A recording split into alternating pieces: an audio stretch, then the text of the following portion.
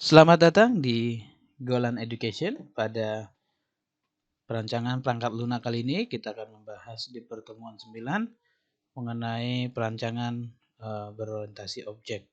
Ketika kita membuat sebuah perangkat lunak, bisa orientasinya adalah berbasis objek, ada juga berbasis terstruktur, modular, dan lain sebagainya gitu ya. Oke, untuk saat ini kita belajar mengenai bagaimana perancangan berorientasi objek ini gitu ya, atau disebut dengan OOP, Object Oriented Programming. Nah, kita lihat yang paling kita harus ketahui yaitu objek itu seperti apa dan interaksinya seperti apa. Nah, dan juga ketika merepresentasikan dari sebuah objek seperti apa konsepnya gitu ya, dan bagaimana cara nanti kita melakukan proses desain di berorientasi objek ini. Nah, berarti di sini kita harus nanti membahas hubungan daripada kelas-kelas tersebut dengan juga hubungan dengan objek. Nah, ini yang harus kita pahami sebagai pendahuluan di materi ini. Selanjutnya adalah bagaimana nanti kita mengubah implementasi suatu objek gitu ya, atau menambahkan metode. Jadi dalam objek itu ada metode-metode nanti, atau disebut dengan operasi, atau kalau di pemrograman lain disebut dengan fungsi atau function gitu ya, yang bisa nanti mempengaruhi objek lain. Nah, oke, sebelum kita bahas lebih lanjut, kita harus paham dulu seperti apa yang namanya objek tersebut, seperti apa yang disebut dengan kelas tersebut. Baru nanti kita masuk ke ke hubungan, baru nanti ke sifat-sifatnya, dan juga kita masuk nanti bagaimana cara menambahkan ataupun mempengaruhi objek gitu ya. Oke, kita langsung masuk ke konsep daripada OOP yang sebenarnya. Baik, kita harus memahami dulu konsep dasar pemrograman berorientasi objek. Nah, di sini ada kelas, objek, metode itu apa, dan atribut itu apa. Ini yang paling penting. Jadi kalau kita sudah bisa membedakan antara kelas, objek, metode, dan juga atribut, nah nanti untuk implementasinya sangat-sangat gampang gitu ya. Karena kita harus kenali dulu ke empat kata-kata ini, yaitu kelas, objek, metode, dan juga atribut. Oke, yang pertama, apa berorientasi objek gitu ya. Nah, berorientasi objek itu di sini dikatakan, lihat di sini, objeknya kira-kira apa? Nah, objeknya di sini adalah orang gitu ya. Ini orang nih, orang. Objeknya adalah orang. Nah, di dalam objek tersebut ada yang disebut atribut. Nah, atribut ini pelengkapnya. Oh, ini objek orang gitu ya. Berorientasi objek berarti inilah objeknya. Atributnya apa? Oh, ada topi, ada baju, jaket, tas punggung, tas kaki, tangan, kaki, mata. Nah, itulah atribut, atau atribut itulah pelengkap daripada objek tersebut. Nah, di dalam objek itu ada namanya, di dalam orang tersebut ada yang namanya behavior atau konsep atau kebiasaan yang sering dilakukan gitu ya. Objek itu melakukan apa saja? Oh, dia bisa cara jalan ke depan, berarti dia bisa melakukan cara jalan ke depan. Behaviornya ada cara jalan mundur, belok kiri, kanan gitu ya, dan lain lagi. Ada duduk gitu ya, ada berlari dan lain sebagainya. Nah, dia mempunyai behavior gitu. Nah, ini yang disebut dengan objek. Selanjutnya kita lihat ada cara memanjat, oke ya tadi ya. Berorientasi objek, objeknya di sini kita lihat apa? Oh, ada mobil ternyata gitu ya. Objek di sini oh mobil, berarti atributnya apa saja?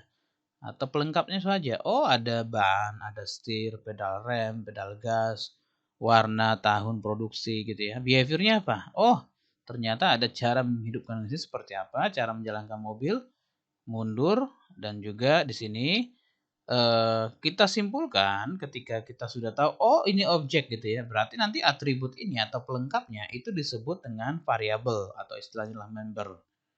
Oke ya. Behavior inilah yang disebut dengan method atau function. Oke ya, di beberapa pemrograman ada disebut dengan method, ada juga yang disebut dengan function, fungsi gitu ya. Nah, jadi tadi dari objek itu ada atribut, ada behavior. Atribut inilah menjadi variabel. Oke ya, sedangkan behaviornya lah menjadi metode. Oke.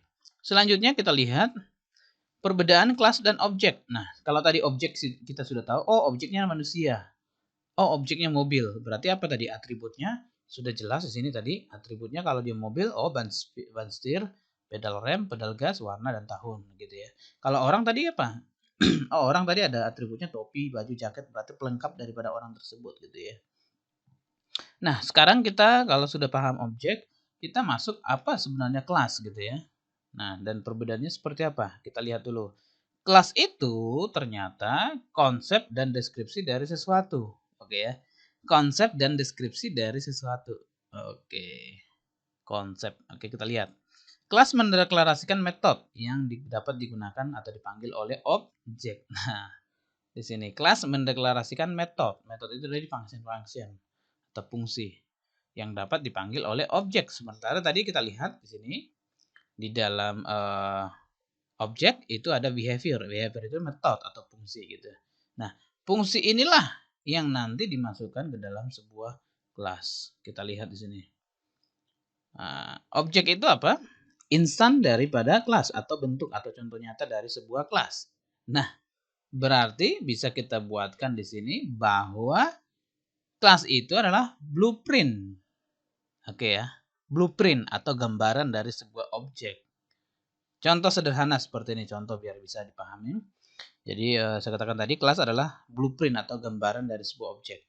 Contoh sederhana seperti ini. Ada kelas mobil, oke ya. Kelas mobil, kalau katakan kelas mobil berarti gambarannya adalah mobil. Mobil itu mobil yang seperti apa? Nah, itulah yang disebut dengan objek. Mobil yang seperti apa? Oh, mobilnya Pak Joko. Mobilku, mobil berwarna merah. Nah, inilah yang disebut dengan objek. Kalau kelas berarti apa? Berarti secara menyeluruh, global, keseluruhan. Kelas, gambaran tadi. Atau blueprint. Kelas mobil. Nah, mobil kita pikirkan mobil apa dulu nih gitu kan. Nah, itu berarti secara umum dia. Sedangkan objek dia secara khusus. Mencirikan daripada sebuah objek. Misal, mobil Pak Joko, mobilku, mobil berwarna merah. Nah, ini adalah sebuah objek. Sementara kelasnya adalah kelas mobil. Di mana mobil itu mempunyai sebuah ciri. Oh, ada ban, ada setir, ada gasnya, ada rem gitu ya. Ada kopling gitu. Nah, inilah yang disebut dengan gambaran kelas gitu ya. Sementara kalau objeknya itu nyatanya. Oke, kita lihat perbedaannya. Kelas itu seperti cetakan kue, di mana kue yang dihasilkan dari cetakan kue itulah objek. Nah, ini lebih jelas lagi. Kelas itu seperti blueprint tadi, saya katakan blueprint, cetakan kue. Di mana kue yang dihasilkan dari cetakan kue itulah objeknya, nyatanya gitu. Jadi kalau kelas itu lebih gambarannya, sedangkan kalau objek itu nyatanya seperti apa gitu. Warna kue bisa bermacam-macam meskipun berasal dari cetakan yang sama. Itulah yang disebut dengan objek memiliki sifat independen. Jadi warna kue itu bisa bermacam-macam. Karena apa? Memiliki sifat-sifat tertentu. Oke, ini nanti akan kita bahas ya. Seperti implementasi objek itu nanti seperti apa. Itu dia memiliki sifat-sifat independen berdiri sendiri. Oke, contoh sederhana. Nah, ini contoh sederhana. Kita lihat. Kalau kelas itu with attribute, oke ya. Sedangkan objek with value. Jadi kalau objek itu lebih ke nilai, sedangkan kelas itu lebih ke atribut. Oke ya. Contoh seperti ini class of person. Oke ya. Name-nya adalah tipe datanya string, age-nya adalah integer, umurnya integer gitu ya. Ini tipe datanya ya. Oke, tipe data string dan tipe data integer. Nah, inilah kelas. Jadi menggambarkan saja bahwa nanti name-nya itu adalah tipe datanya string, sedangkan umur atau age-nya nanti adalah integer gitu ya. Nah, sedangkan kalau objek itu lebih ke value, nilai. Makanya tadi ada mobil, itulah kelas. Mobilku, mobilnya Pak Joko, mobilnya warna merah gitu ya. Lebih ke objek value-nya, lebih ke value nilai gitu ya.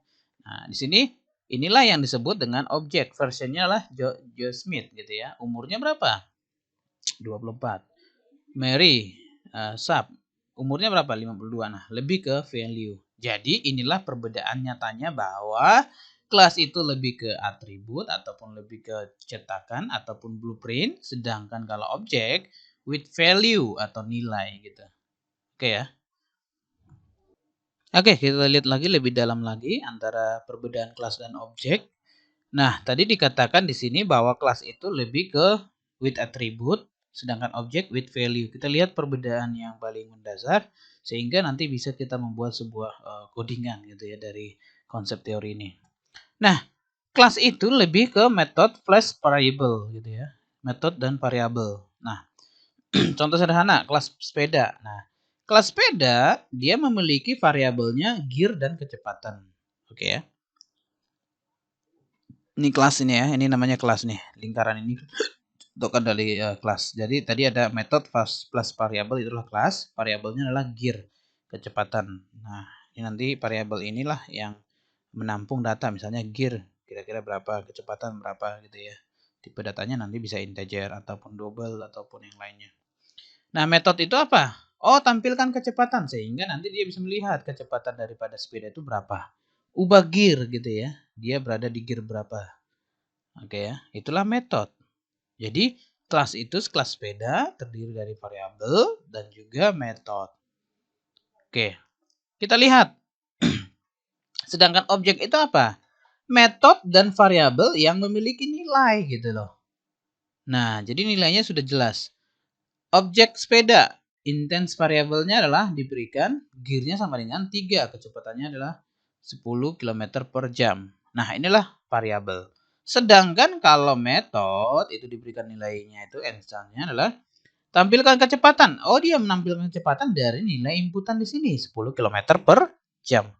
Ubah gear. Oh, berarti dia mengubah gear. Oke ya. Ubah gear dari 3.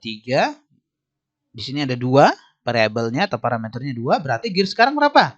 Ubah gear menjadi di sini tambah 2. Berarti di sini adalah gear 3 jadi 5. Gitu. Contohnya seperti itu contohnya. Jadi inilah perbedaannya. Kalau kelas lebih ke gambaran umum, sedangkan kalau objek lebih ke value atau sudah dibuat nilainya. Oke.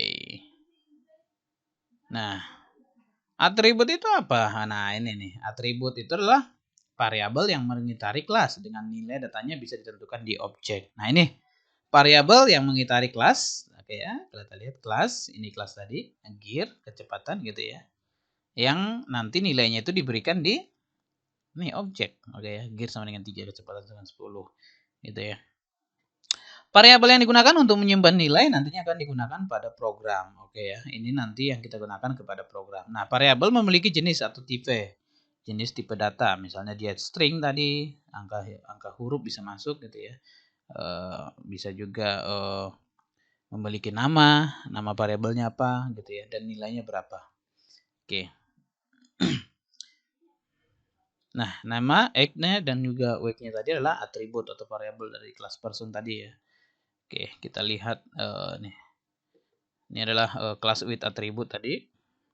Ada name-nya, ada age-nya, tipe datanya integer dan juga string. Nah, ini adalah object with value, ada nilai di dalamnya. Itulah perbedaan antara kelas dan objek.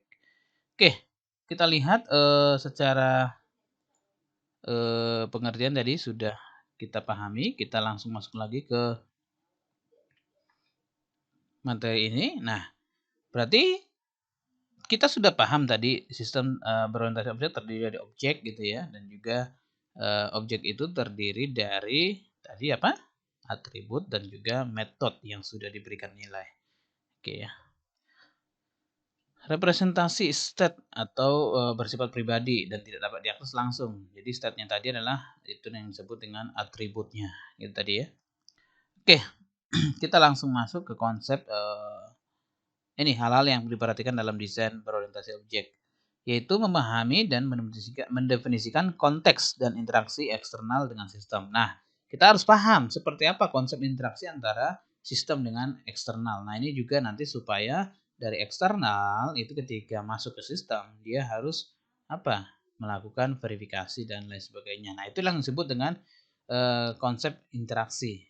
Jadi itulah gunanya ada sebuah objek. Jadi kita mengambil sebuah objek atau sebuah kelas, itu ada namanya sifat-sifat nantinya kita pelajari. Sifat-sifatnya itu seperti ini. Kita lihat dulu di sini ada nih hubungan ya. Nah ini ada enkapsulasi gitu ya nanti yang kita pelajari. Ada pengkapsulan. Ada pewarisan seperti apa mewarisi sifat nanti di situ. Oke, ada polimorfis gitu ya. Oke, nanti akan kita lebih bahas lagi. Ada juga banyak jenis-jenis kelas. Oke, kita bahas satu persatu.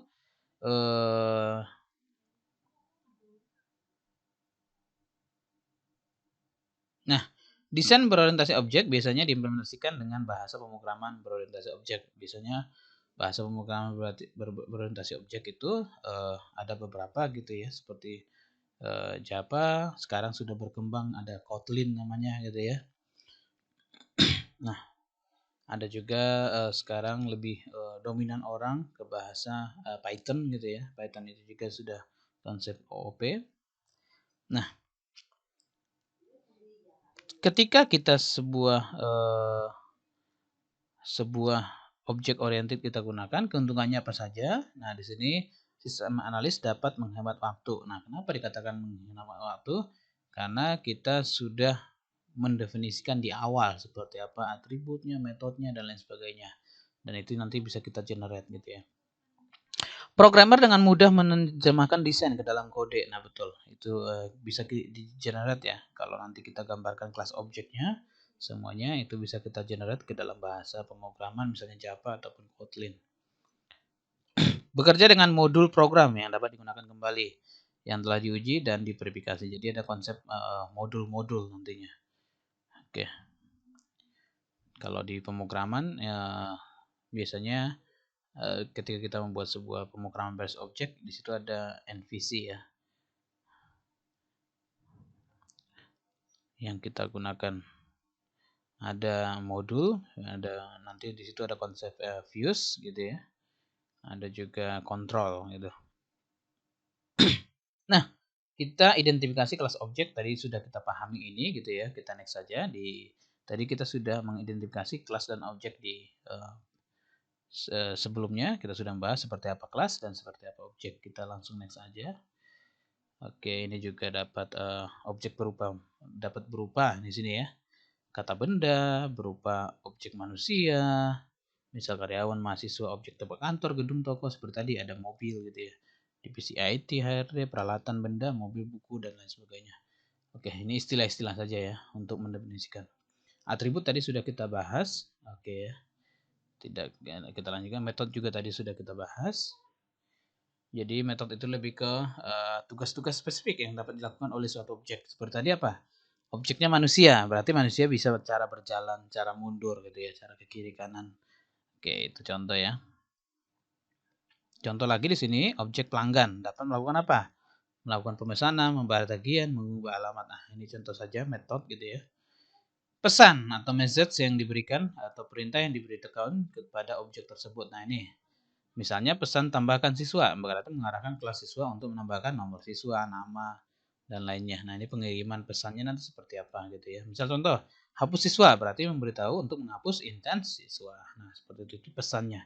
Jadi antar objek dengan objek lain ataupun kelas dengan kelas lain itu saling berhubungan dengan message atau pesan. Nah, ini instruktur. Nah, ini student record. Message-nya adalah enter grade, berarti nanti masuk grade-nya. Oke. Ini tadi ada kelas contoh pesan gitu ya. Ini ada sebuah kelas student atributnya. Tadi ingat kalau kelas itu berarti terdiri dari apa? Atribut dan metode saja. Oke. Ketika dia menjadi sebuah objek berarti apa? Atribut yang punya nilai dan juga metode yang punya nilai. Value. Inilah bentuk daripada sebuah kelas. Ada atribut, ada juga metode. Nah, inilah message yang diberikan nanti. Add student, misal message-nya adalah add student. Misalnya ini bahasanya nih, tell the student class to perform all the steps needed to add a student instance. Nah, ini nih. Kalau delete seperti apa? Nah, ini untuk melakukan delete nantinya. Nah, ini kelas tadi sudah kita bahas. Oke. Contoh dari kelas dan subkelas. Jadi kelas itu ada subkelasnya lagi bagiannya. Oh, ini kelasnya adalah di sini ada hasil nih. Atributnya adalah make, model, years, dan juga well dan color. Ada metodenya start, stop, dan park. Ya. Subkelasnya ada car, ada minibus, ada sub, ada juga truck gitu ya. Nah, inilah contoh kelas dan subkelas. Jadi ada kelas dan juga ada subkelas. Oke, bagian terkecilnya. Dan inilah nanti sub-sub kelas inilah yang menjadi nanti representasi daripada sebuah objek gitu ya. Nah, hubungannya. Nah, Hubungan antar objek dan kelas, ada relationship namanya ya. Jadi bagaimana sebuah kelas dan objek itu berhubungan, berarti ada yang namanya relationship, ada komunikasi, ada interaksi gitu ya. Oke, beberapa hubungan yang lebih kuat itu misal contohnya di sini hubungan disebut dengan warisan. Jadi dia bisa mewariskan sifat gitu ya. Nah, kita lihat saja contoh yang pertama enkapsulasi. Nah, di sini enkapsulasi, kapsul berarti dibungkus gitu ya. Data dan prosedur fungsi dikemas bersama-sama dalam satu objek sehingga prosedur fungsi lainnya dapat dari luar tidak dapat mengaksesnya. Jadi enkapsul, jadi ada pembungkusan. Jadi data terlindung. Jadi nggak sembarang masuk gitu ya. Nah, kalau masuk nanti dia harus mempunyai verifikasi tertentu gitu ya. Jadi di sini juga di enkapsulasi ada pembatasan dong lingkup. Enkapsulasi juga memungkinkan objek untuk digunakan sebagai komponen modular di mana saja dalam sistem karena objek mengirim dan menerima pesan tetapi tidak mengubah metode internal objek lain. Contoh kita lihat di sini. Ini namanya adalah enkapsulasi. Jadi di dalam enkapsulasi ini kelas itu ada metode dan variabel itu dibungkus dalam satu kesatuan. Jadi dari luar interaksinya tidak bisa asal interaksi. Dia nanti harus ada hubungannya, variabelnya, metodenya. Oke ya. Sehingga nanti kelas lain dengan kelas lain itu berhubungan berarti ada penghubung gitu. Nah, ada juga yang disebut dengan pewarisan. Nah, ini pewarisan tadi yang lebih kuat ya. Salah satu pembeda utama antara sistem konvensional dan sistem berbasis objek yaitu adalah adanya konsep pewarisan. Nah, pewarisan ini seperti apa? Adanya penurunan properti ataupun metode yang dimiliki kepada kelas lain. Nah, jadi penurunan. Nah, contoh seperti ini tadi. Nah, inilah kelas induk. Nah, inilah kelas anaknya, subnya. Dan yang ini, yang beberapa atribut ini, beberapa metode ini bisa digunakan oleh anak-anaknya atau subkelasnya seperti itu. Kita lihat gambarannya. Nah, seperti ini. Nah, ini adalah parent-nya, ini adalah child-nya. Ada employee, ada juga instructor di sini. Jadi, beberapa atribut yang digunakan parent itu akan digunakan di instructor secara otomatis kalau ada hubungan inheritance tadi. Metode juga sama. Jadi, itu bisa langsung dipakai di instructor gitu ya. Karena dia berhubungan dengan parent-nya. Oke ya. Misal atributnya ada social security number, ada telepon number, ada hire date, ada title, ada pay rate gitu ya. Nah, ini juga nanti digunakan di sini otomatis gitu. Oke ya. Jadi kalau walaupun nggak dibuat di child-nya itu, dia sudah mewarisi dari sini otomatis sudah bisa digunakan. Jadi tidak perlu lagi deklarasi di sini. Oke ya. Oke, kita lihat konsep lainnya. Ada yang namanya polymorphis. Nanti untuk lebih ke codingannya silakan Anda gunakan di mata kuliah prakteknya ya, di Java-nya. Polymorphis gitu ya. Merupakan konsep yang menyatakan bahwa sesuatu yang sama dapat mempunyai bentuk dan perilaku berbeda. Nah, poly artinya banyak ya. Morphis berarti di sini ada perilaku berbeda. Walaupun banyak tapi berbeda gitu ya. Bahwa operasi yang sama mungkin mempunyai perbedaan dalam kelas yang berbeda gitu. Dia operasi sama tapi mungkin nanti itu berbeda gitu. Itu polymorphis gitu ya. Poly banyak tadi ya. Nah, tujuannya untuk apa kita menggunakan konsep polymorphosis di OOP ini? Yaitu mengurangi usaha yang diperlukan untuk memperluas perancangan sistem berorientasi objek. Jadi mengurangi usaha. Jadi tidak perlu lagi membuat ulang lagi kelas, tapi kita tinggal buatkan konsep poly. Ini bisa kita gunakan nanti untuk banyak perilaku gitu ya, yang berbeda. Nah, contoh di sini ada message-nya adalah move gitu ya. Nah, move itu bagaimana konsepnya? Ini kan move itu volley banyak. Perilakunya pasti berbeda. Move adalah bergerak gitu ya. Artinya lion bergerak seperti apa lion itu? Dia meloncat, dia berlari gitu ya. Sedangkan bird dia move-nya bagaimana? Terbang. Nah, snake bagaimana? Oh, dia menjilir dan lain sebagainya. Nah, itulah konsep polymorphis. Jadi dia punya konsep move satu pesannya tapi itu bisa berbeda perilaku gitu. Itulah polymorphism. Oke. Itu mengenai sifat-sifat, sebenarnya masih banyak sifat-sifat daripada OOP, tapi yang lebih mendalam atau sering digunakan 3 hal ini. Oke, demikian mengenai konsep pemrograman OOP yang kita sudah bahas tadi. Jadi itulah perancangan berorientasi objek. Nanti untuk lebih detailnya Anda ingin praktekkan, coba pahamin dulu tadi konsep bagaimana mengenal kelas, bagaimana mengenal objek, dan atributnya seperti apa gitu ya, dan juga metodenya seperti apa. Dan nanti bagaimana tadi perbedaan antara kelas dan objek, yang dimana tadi sudah saya katakan bahwa kelas itu lebih ke representasi atau gambaran gitu ya, sedangkan objek itu lebih ke nyatanya.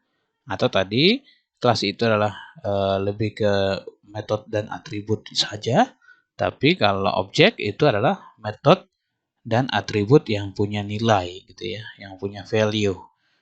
Oke, itu saja mungkin untuk pertemuan 9 ini. Tetap semangat. Nanti lebih dalam lagi silakan dilanjut di pemrograman OOP-nya, yaitu belajar Java-nya di prakteknya gitu ya. Secara teori sudah saya sampaikan, nanti secara praktek akan dicoba lagi ketika ingin membuatkan konsep OOP secara lebih nyata gitu ya. Oke, terima kasih sudah hadir di Golan Education. Tetap semangat dan apabila bermanfaat silakan video ini di-share dan juga like dan juga komen. Terima kasih atas dukungannya dan tetap semangat. Salam Golan, salam pencapaian untuk kita semuanya. Terima kasih.